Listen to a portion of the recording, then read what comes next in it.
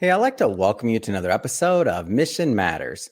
My name is Adam Torres, and if you'd like to apply to be a guest in the show, just head on over to missionmatters.com and click on Be Our Guest to apply. All right, so today is a very special episode. We are bringing back Kathy Chow, who is the Senior Vice President of SaaS Engineering over at Nutanix. Kathy, welcome back to the show. Thank you, Adam. Glad to be back. Oh my gosh. So I'm glad to have you back. And we're here. First off, I just want to say congratulations on finally being published as well. I know we've been on this long road of creating this book together, and I'm just so thrilled to have you published in our best-selling series. So welcome. Thank you. It's always been a dream of mine, and I'm so happy that I found Mission Matters and Mission Matters found me to kind of make a dream come true. Oh, well, we're definitely honored to have you published. And like I like to say, you and I are bound by ink now. Our names are both in a book. And so this is fun. And I can't wait to talk more about kind of some of the content that you wrote and some of the things you're known for around transformation and organization. And also get into, since we last spoke, I know you've been featured in another book as well, Winning Leadership. So we'll talk a little bit about that. I'm very thrilled to hear that news. Doesn't surprise me at all that, as people start seeing your content and hearing you, you're just going to be popping up all over the place. So I love it. But Kathy, we will start this interview before I get ahead of myself, the way that we start them all with our Mission Matters Minute. So Kathy, we at Mission Matters, we amplify stories for entrepreneurs, executives, and experts. That's our mission. Kathy, what mission matters to you? Well, I've always been a woman championing other women in STEM. And that's just something that's been near and dear to my heart since I was in high school and realized I was a geeky math girl, to now being in business and being able to kind of span not only the technical side, but also the sales side. And to be able to build these cultures that really allow people to thrive and grow and be their best selves. That's really what it's all about. And just to encourage actually not just women, but everyone to get into technical fields because, with technology, we know we can change the world. Yeah, it's great. Love having you back on the show and bringing on business leaders and executives and really having them share their mission, the reason behind their mission and, why they do what they do. So great having you on. And I guess just to get us kicked off, I don't want to assume, Kathy, that maybe some of our newer audience have caught some of our previous episodes together. So let's just maybe start at the beginning. So how did you get started on this path in tech and in STEM? Yes. Well, I already alluded to the fact that, in high school, I was one of those, I guess, nerdy people who couldn't wait for the math test. I love math. It was so hurt my heart just now, Kathy. Go, keep going. I was the opposite, but keep going. The reason why I love math is because I could always check my work. And by the time I finished the test, I knew I had gotten 100%. And so it was just a love of figures and facts. Then ended up getting a degree in mechanical engineering and with a master's in manufacturing systems engineering. But one thing that I realized was even though I loved the domain and really enjoyed engineering, I didn't so much enjoy working as an engineer because I wanted to be with people and I wanted to be in the front office and I wanted to not just be doing my project, but learning and growing. And one of the things that I'd said early on is that I wanted to be a leader in high tech. And because of that, I said I need to get an MBA. So I did get a master's in business administration. And then I've had a wonderful career, raising children. I'm also a working mother, 4 sons, but really being able to work at large companies, small companies, hardware, software, and along the way, learning about sales and bringing a technical aspect to sales with all the data and the territory management and TAM, total addressable market share of wallet, is all very, very technical. And then being able to go back and forth with engineering and sales and now working at Nutanix. So that's a little bit about my background in about a minute. Yeah. To me, you're the unfair advantage to be able to do the hardware, the software side, the sales side, the engineering side. Like normally, I would argue that those two areas are pretty siloed in terms of the types of individuals that are able to kind of go within them. But you've had a career that spread both, yeah? Yes. Well, Adam, it's about systems, right? I mean, it's about end to end. And when you think about what businesses are trying to do today, you always hear this notion of breaking the silos, right? Mm-hmm. Because you can optimize your silo incredibly well, but you can actually compromise the system. Yeah. And you really need to understand if you think about a customer, from a customer's journey, from the time they're considering to the time they try, they buy, they use, they adopt, they expand, they renew, they maybe say, I don't want to work with you anymore. That you need to understand horizontally, and that touches many different functions. So, understanding engineering and sales helps me understand, hey, will this product sell?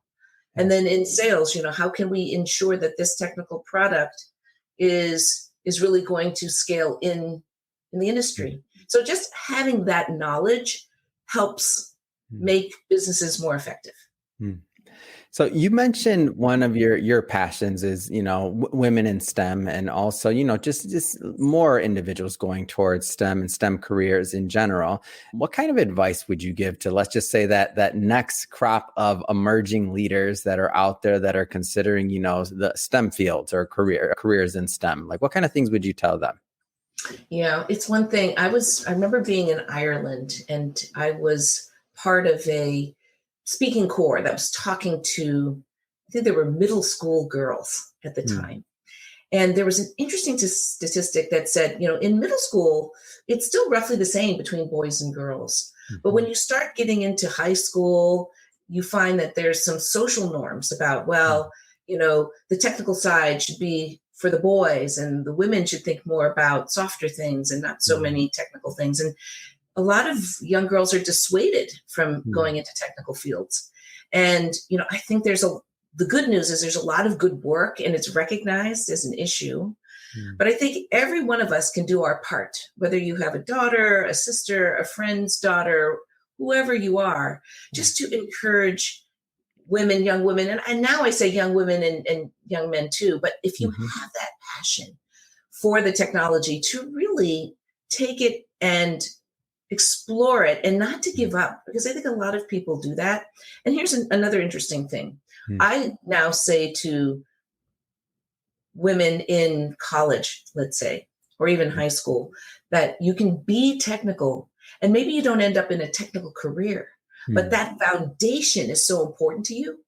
And your career is long. So you might start in something non-technical, but you can always go back to technical. And that's what happened to me.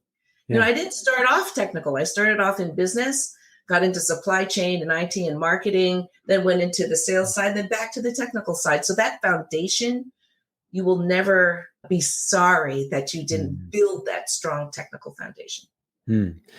Let's switch it up a bit here, Kathy. I do want to spend some time digging into this book. So I know one of the things that you're known for is definitely transformation. So you wrote about Blueprint for Transforming an Organization. A lot of things with your background, again, on the software side, on the hardware side, on the engineering side, like all these things, you could have written about a lot of different things. Why write about transforming an organization? Why now? Yes. Well, transformation was always a big topic, even pre-pandemic.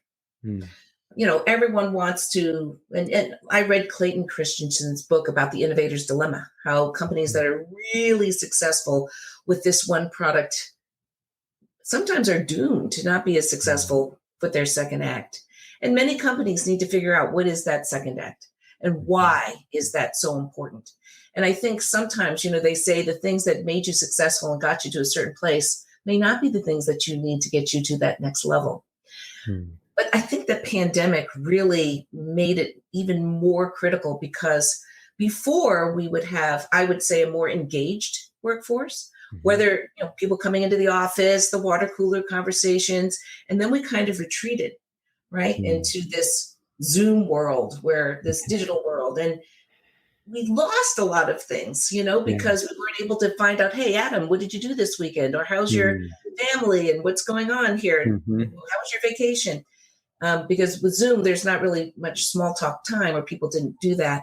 And I think we lost the ability to really motivate people to do these sorts of transformations. So that's why I think with the pandemic, it's made it even more difficult to transform. And so that's why this blueprint is important to me. Yeah, I could definitely agree with this. And I think about those, when I was growing up and especially earlier in my career, like some of the main teaching, and especially in my early sales career, like the main teaching, and I think my most valuable lessons, not saying that the formalized corporate training that the organization gave us wasn't great, but those conversations after hours when people were doing their paperwork or like just hanging out for that last 5 or 10 minutes, or like listening to somebody else's, phone call or interaction, or asking them, hey, why did you say that? Or, hey, why did you do that? And learning from those that had already done, what you want to do and where you want to be. Like that was the inches, like that was the inches I need. And now kind of in this new, in this new paradigm, just depending on, your setup, not saying it can't be done, but I found it lacking a bit. Mm-hmm. Absolutely. What you just talked about, Adam, is it's about building relationships, right?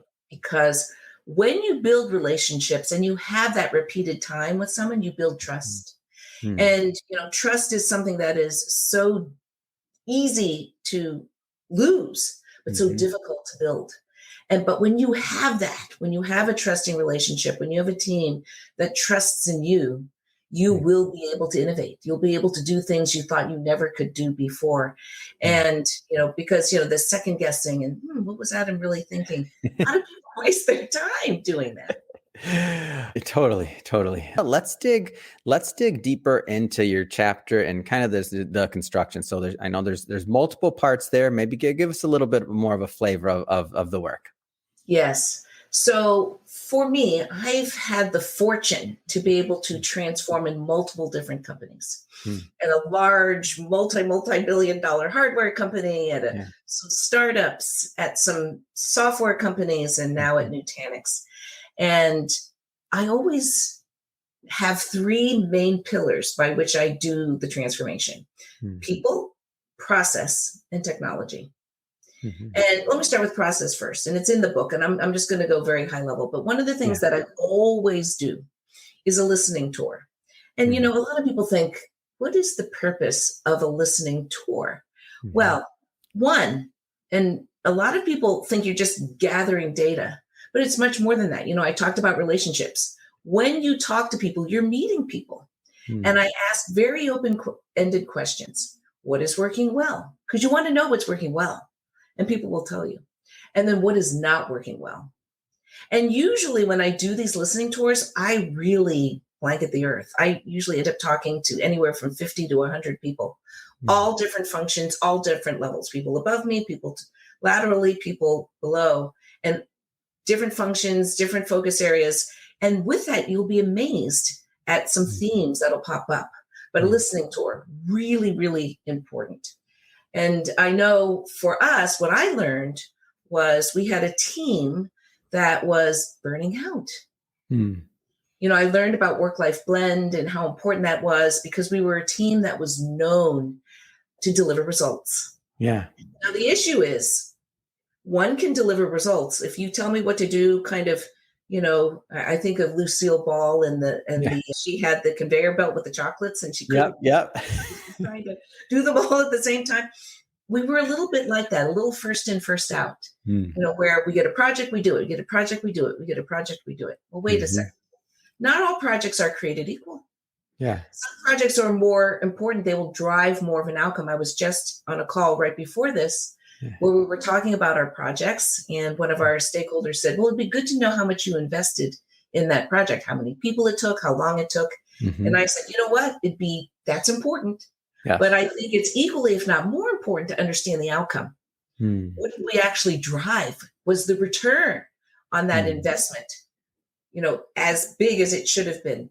Yeah. And so we created this prioritization process that allowed us to understand that so that we're working not on the first thing that comes through the door, but on the most important thing that comes through the door. And how do you know? like for yourself? And I mean, whether you're using a particular example or just speaking generally, like how do you know what are some of the ones to prioritize? Like how do you get your organization aligned around that? Because it's one thing to say, it's another thing like to get into people's hearts, like that's hard. Well, we've actually turned it into a science. So perfect lead into the next part of the process, which is the prioritization process. Yeah. I think the first thing that's important is to understand the vectors that we look at. So one of the things that we require is a business requirements document. And we ask 5 very basic questions. 1, what is the problem? I think a lot of times people they bypass it and already go to the solution. But wait a second, there's multiple solutions to any problem. So let's understand what is the problem. Second, what is your business goal? So is your outcome? Are you expecting to get more quotes? Are you expecting to drive down costs? Are you expecting to mitigate risk? What is your business outcome? Yeah. Who are the key stakeholders? Who's leading this? Who's the exec sponsor? To your point on alignment, I'm going to spend a little time on alignment as well. Yeah. What's the data that you need in order to make this project successful? And last but not least, what are the success metrics for this project? So let me talk about alignment for a second. You use the word aligned. We use that word all the time. But let me tell you something. I will say that the majority of projects that don't fall into the success bucket are ones that are not aligned up front. And I now have learned something that's so important as I'm leading this subscription transformation for our company is not only to get people aligned, because a lot of times you can get aligned one-on-one. I can align with you, I can align with the next person, but it's the power of having everyone together and aligning. Yeah. Because when you're in the meeting, right, and there's Adam in the meeting, and then there's Sally, she's there too. Adam, you might be thinking point A and she might be thinking point B, but once you hear Sally's point B, you might change your mind. And so when you have everyone in the room, I always say this, all the right people in the room, then you can get alignment, and you can actually denote that as a key milestone. Remember that meeting that we had in Chicago where we had everybody there, and you'll be able to move much faster because each time you have an alignment point, you can get to your end goal in a more expedient fashion. And so when I think about this idea of alignment, and like there's different layers, right? So I mean, there's alignment within your team, there's alignment within like, the middle management and within the whole organization. Like from your vantage point, like can you maybe talk a little bit about that? Like just the levels, I guess that's a way to say it. Yes. And so I'm going to do 2 things. I'll talk about the levels and I'll also tell you ways to do alignment well. Okay. So you have your stakeholders. Yep. Obviously, let's start with the working team. The working team is very important because they're the people that will be, putting their blood, sweat, and tears into the project. And one needs to make sure that, and I treat these special people like gold because I don't want them working on the wrong thing. I don't want them burning the midnight oil. I want them to learn and grow and develop as they're working on this, right? So that's really important. There's a whole element around developing people, making sure the project is clear. That's the business requirements document. Then there are your peers, okay? This is the cross-functional peers that you're working with. And sometimes they may or may not know or may not even be aligned as to why are we doing this? Or they may have their own personal reasons why they want this done, but it's for their silo, but not for the system. I think a lot of times people need to understand that in the end, we need to do what's right for Nutanix first. Yeah. Then your function, then you. Okay. And then there's the people that are above, and they're very important. They are the decision makers. They're the C-level. They are the people that will help you resolve any sort of escalation. They will be the people that will give you the funding and investment that you need. They will be the people that will champion and realign resources. Right? If you need to do what you need to do. And so those are the different levels, and they're all very important, but you have different strategies for each. Yeah. Now, the thing that's the most important with all of these is communication. And I find that I think a lot of people think communication is a soft, fluffy thing to the side. I actually think it's very strategic because, they say it used to be, you have to say something 7 times for someone to get it. Now they say it's 11 Yeah. because of the digital age that we're in, and 11 different ways. And I always say to my team that the onus is on you. You might say, I communicated to them. They should know. No. If they didn't know, the onus is on you. Even if you've said it 10 times, I don't care. You did not communicate in a way that they understood. And so communication is needed up and down the chain. Now, obviously, at the most senior levels, it's how do you get it down to the most strategic points of view that matter to them? And to them, it is about outcomes. Are we going to drive more revenue? And how are we going to do it? What are the 2 or 3 critical things that you do? When you're looking to the side, I always put myself in their shoes, right? So if I'm talking to marketing, I'm going to say, well, how can this generate more leads? How can this help with our marketing campaigns?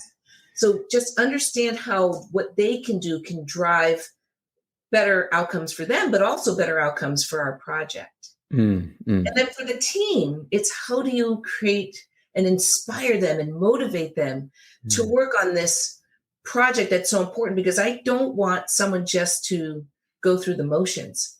I want someone who really, one, I educate them to understand the big picture, right? It's not just manufacture this widget. It's why are we doing this? It's really, really important that people understand the end customer outcome, the end partner outcome. What is the ultimate outcome that they're driving? And to understand that they are growing as they're doing this, and to stay close enough and put in the right reviews, the data, the dashboards, so that you can keep track of the project progress, which, by the way, we've just done. We've automated that down to the Jira story, which is pretty impressive. We just debuted this on our call that I was just at, and we had a lot of great feedback. But anyway, a little long answer to your question, but No, there it's is great. a science to it. And I think you answered one of my questions, but I want to see if that's an answer to it. And that is, or my next question, which is like, especially when you're going on one of these like longer, let's just say large multi-year journeys, like how do you keep the team motivated? So I think part of it you just mentioned, which is dashboards and like communication. Any other tips? Like, Yes. So I alluded to the fact that I'm leading the subscription transformation for our company, and that's a new responsibility that I've gotten. wow. I'm Congratulations. First off, that's big time. You're this large company. Congratulations. That's huge. Thanks, Adam. I have to admit, being very transparent, when I first was voluntold, I was a little intimidated. I thought, my goodness, I already have a full-time job. This is a huge effort, that we're doing for a company that's on a really wonderful trajectory. Yeah. One, will I have the bandwidth to do it? 2, will I be able to really do what I really want to do and manage the team that I have? Yeah. And this is a multi-year transformation, what we are doing. But, to generate kind of the excitement around it, it starts with what I said earlier around what is the problem statement? We've created a subscription North Star, and this North Star is around driving customer value. And why I say that, it is so important that it's customer value, because I think a lot of companies in subscription will end with, well, they consumed it, They adopted the product, they've consumed it. Wait a second. You can consume the product and not achieve your outcomes. And so when you think about subscription, you want to make sure the customer is achieving their outcomes, because if they are, then your product is very sticky, because you're making them successful, right? So how do you drive customer value? So create that North Star. Set that, and that North Star really is that vision, that 2-year vision of what we want to be. The other thing that I've done is really tried to show that this is a cross-functional effort. It's not just a back office quote to cash process, which a lot of people think it is. It starts with subscription-ready products. Right? You can renew in product. You can do support in product. You can try and buy in product. You can have enablement in product. There's a lot of things that you can do in the product that will really make this whole subscription engine hum. That said, there are a lot of things that do need to be done, and I call it lead to cash, and just understanding what is, sales role, what's engineering's role, what is support's role, what is customer success's role, and building that. And then, because people are impatient, we have created 2 short-term wins, right? Because people don't want to wait 2 years. So what are things that we can do in 6 months, 6 to 9 months, that move the needle, that allows us to get some things done on our path, driving towards that North Star. And so these sorts of, and regular reviews, communication, as I said, and then getting the funding and the resources, right? You need to get the funding and resources in order to make this dream a reality. But between having an excellent plan, making sure that it's cross-functional, driving the motivational North Star, aligning the resources, it's then about making sure that we methodically get done what we say we're going to get done, and also having an escalation process. Because if things don't work out, you want to be able to get to the C-level or whoever the person is you need to unblock the roadblock. You need to get to them fast. And everyone will have stalls. It's those who are able to resolve their issues much faster that are more successful.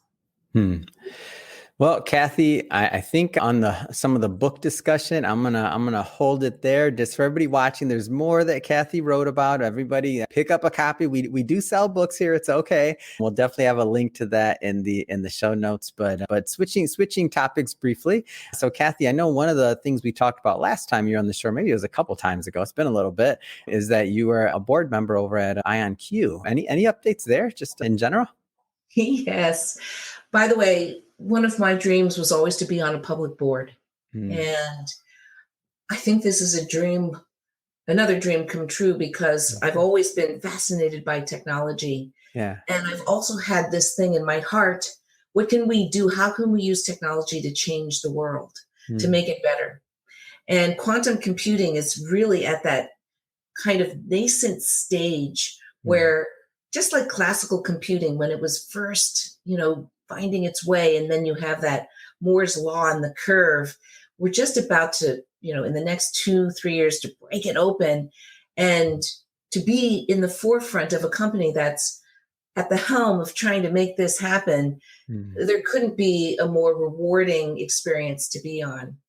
And one of the things that IonQ has done, we just announced a deal with Amazon Bracket, which is super, super exciting, because that also helped the stock pop a little bit, which was exciting.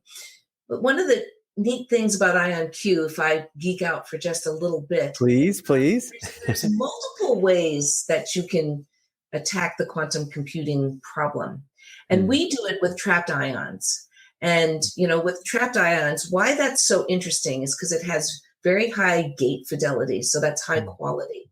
It also has this, what we call all-to-all connectivity, which is very ubiquitous. We have long coherence, because a lot of times quantum computing, you can maybe get to that, state for maybe a second or two, but we can do it between 10 and 100 seconds, which I know doesn't sound like a long time, but where we are right now, that's almost a lifetime. We need to build on that long coherence. And then, of course, it's all about error mitigation, right? Because right now there's a lot of errors. You can get to a certain state. But we believe that the trapped ion technology is the way, and we're looking at ways to see how we can, room temperature is really important, because we're temperature cooled, but how do we get to room temperature? So there's still a lot of innovation that needs to happen. But I would say IonQ is on a great track to get there. And, if you think about solving the world's logistical problems, chemistry, pharmaceuticals, self-driving cars, financial simulations. I mean, there's a lot of really interesting problems that classical computing just can't solve, that, that there's a spot saved for quantum computing to kind of step in there and advance the world. Super exciting. And I love having you on the show, so I can know, I'm going to look back in, 5, 10, 20 years, whatever the amount of years is. And I'm going to be like, I remember Kathy and I were talking about that, and to see like all the progress that is made, and to see the growth of the company and other companies. It's just, to me, it's fun. It's fun to be kind of at the intersection of these conversations and to have them. And of course, to bring the content to our audience.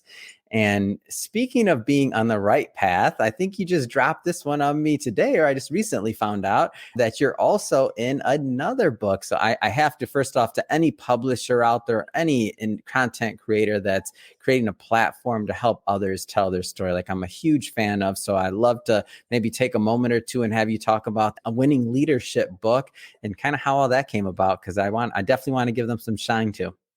Well, I'm gonna pat you on the back and answer at the same time. So with Mission Matters coming out and our book being published, I believe I got on Sherry Wynn's radar screen. Wow. And, she reached out to me and said, hey, I'm writing a book and it's about winning leadership. And it says, winning leadership, secrets to being a truly powerful leader. And she interviewed, I think, hundreds of leaders, and I have a small feature in that book, but it was really, really exciting. She's a 2-time Olympian and national basketball coach. And, I think that if you think about leadership, right, it spans every domain, right? Yep. Sports, business, schools, you name it, whatever it is that you're doing.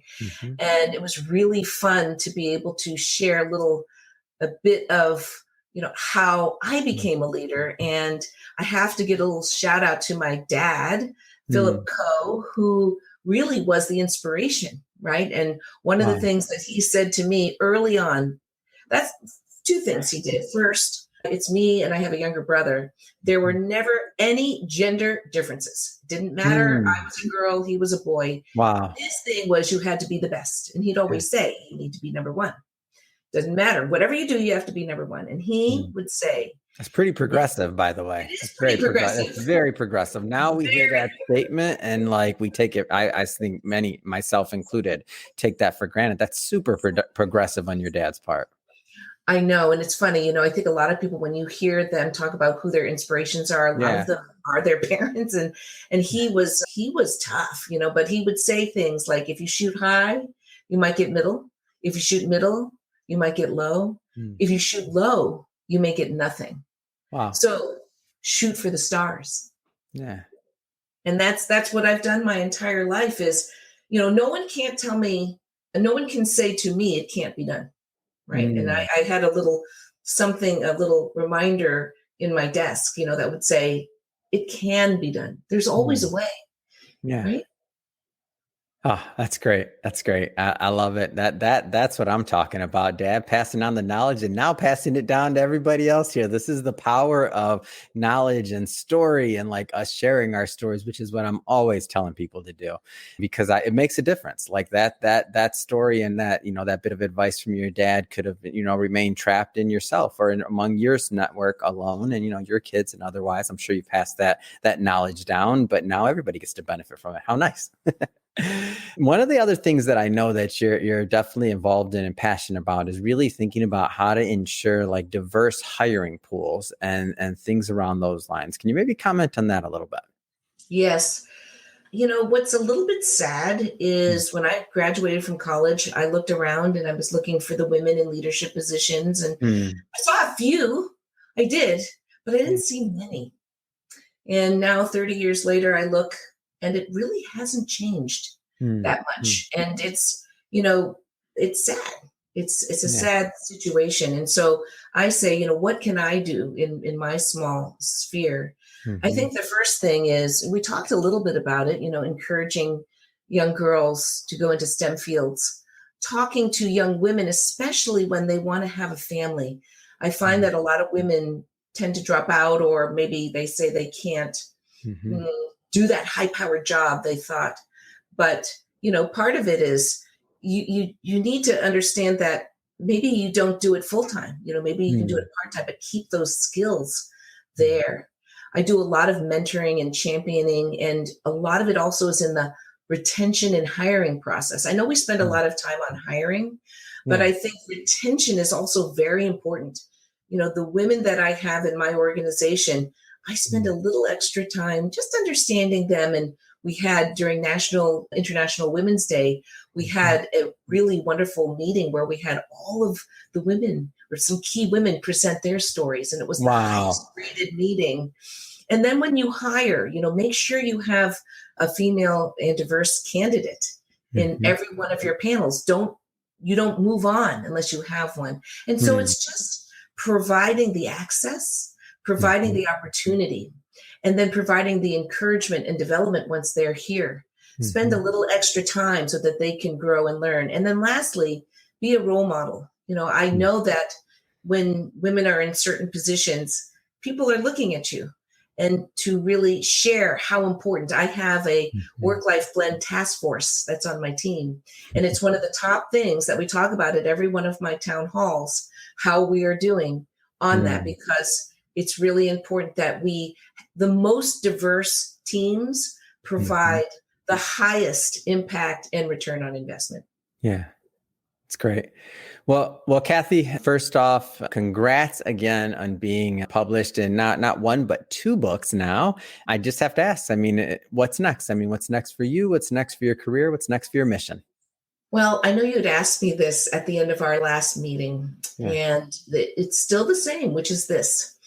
I want to do the best that I can to help others in everything that I do. Be it at the Asian Pacific Fund Board, the work that I do with Stanford and Santa Clara and Baylor, helping that next generation of students achieve their goals, whether it be on the IonQ board to help us really change the world. And last but certainly not least, at Nutanix, for my team, for the organization, how do we drive value for our customers, partners, and colleagues? And it's just really all about raising the bar and having excellence, giving back to others, and making a difference for others. Fantastic. And Kathy, if somebody wants to follow your journey or to connect, what's the best way for them to do that? I think the best way is through LinkedIn. And so I'd love to hear from folks.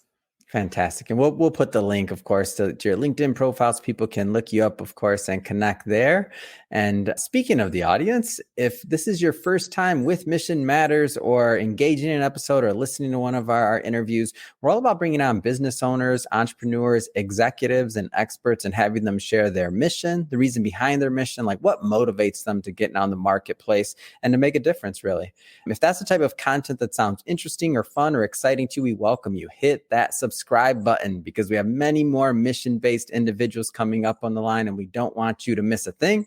And Kathy, again, thank you so much. It has been a pleasure and an honor working with you on this book launch project. I'm having you on the show. Thanks again for all you do. We need you. Thank you, Adam. Really appreciate it.